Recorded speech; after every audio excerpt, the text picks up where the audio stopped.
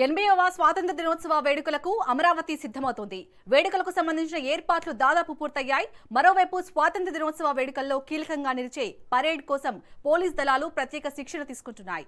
జాతీయ జెండాకు గౌరవ వందనం, కమాండర్ ఆదేశాలకు అనుగుణంగా ఇలా పరేడ్లో ప్రతి అంశాన్ని పక్కాగా నిర్వహించేందుకు పోలీస్ సిబ్బంది సాధన చేస్తున్నారని అంటున్న డీఎస్పీ హనుమంత్తో మా ప్రతినిధి Santosh face to face.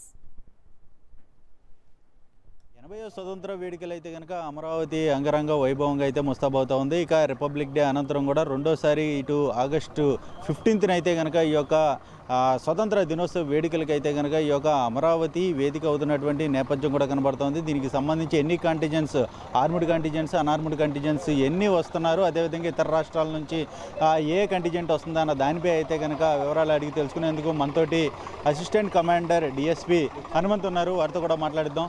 Sir, ఎన్ని ఆర్మ్డ్, అన్ఆర్మ్డ్ కంటిజెంట్స్ పోటీ చేస్తూ ఉన్నాయి, అదేవిధంగా ఎన్ని సంక్షేమ శకటాలు అయితే కనుక ఇటు ప్రదర్శించబోతా ఉన్నారు? 80వ స్వతంత్ర దినోత్సవం మన అమరావతిలో, ఆంధ్రప్రదేశ్లో చాలా ఘనంగా జరుపుకుంటున్నాం. 12 కంటింజెంట్స్ నిర్విరామంగా 5వ తారీఖు నుంచి మనం ప్రాక్టీస్ చేస్తున్నామండి. ఆర్మ్డ్ కంటింజెంట్స్ 6 అండి, అన్ఆర్మ్డ్ కంటింజెంట్స్ 6 వచ్చాయండి. ఆర్మ్డ్ కంటింజెంట్స్లో 2nd battalion Kurnool, 3rd battalion Kakinada, 5th battalion Vizianagaram, 16th battalion Visakhapatnam, central force నుంచి సిఆర్పిఎఫ్, అదేవిధంగా పక్క స్టేట్ నుంచి మనకి గెస్ట్లుగా కర్ణాటక స్టేట్ పోలీస్, ఇట్లా 6 ఆర్మ్డ్ కంటింజెంట్స్.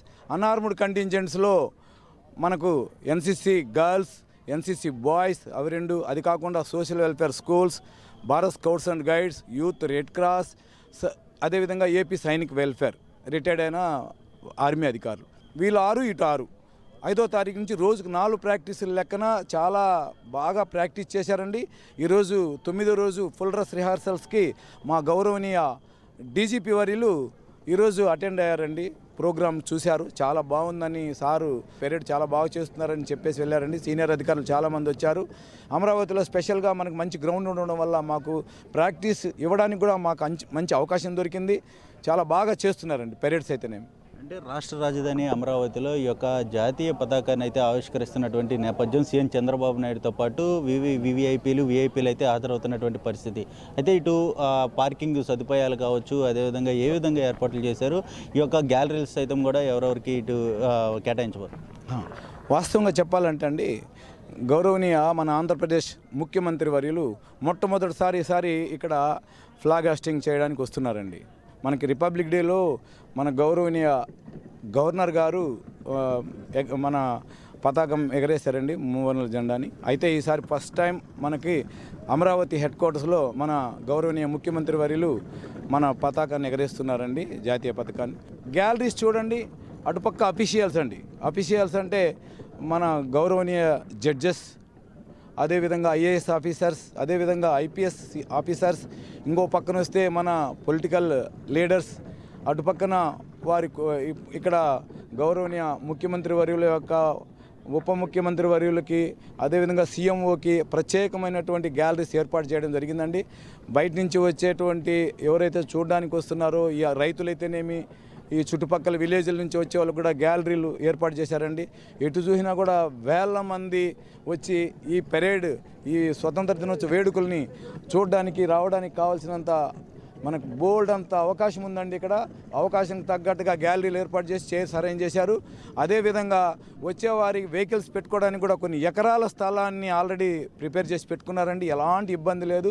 చాలా స్థలం ఉండడం వల్ల, విశాలమైనటువంటి గ్రౌండ్ ఉండడం వల్ల దేనికి ఎలాంటి ఇబ్బంది లేకుండా అరేంజ్మెంట్స్ చేశారండి. ఈసారి ఎంతమంది ఈ యొక్క స్వతంత్ర దినోత్సవ వేడుకలకి రాబోతూ ఉన్నారు, ఎవరెవరికి ఆహ్వానం అందించబోతూ ఉన్నారు, అదేవిధంగా ఇటు ఉత్తమ ప్రతిభ కనబరిచినటువంటి పోలీస్ అధికారులకు కూడా ఇటు మెడల్స్ ఇచ్చేటువంటి పరిస్థితి కూడా కనబడతా ఉన్నాయి. అసలు ఏ విధంగా ఉండబోతాం? చాలా మంది వస్తున్నారు, కానీ మా మెడల్స్ ఇచ్చేదానికి దాదాపు మెడల్ గ్రహీతలు 48 మంది ఉన్నారండి. 48 మందితో పాటు ఇంకా 10 ఉత్తమ స్కూళ్ళు కూడా ఉన్నాయండి.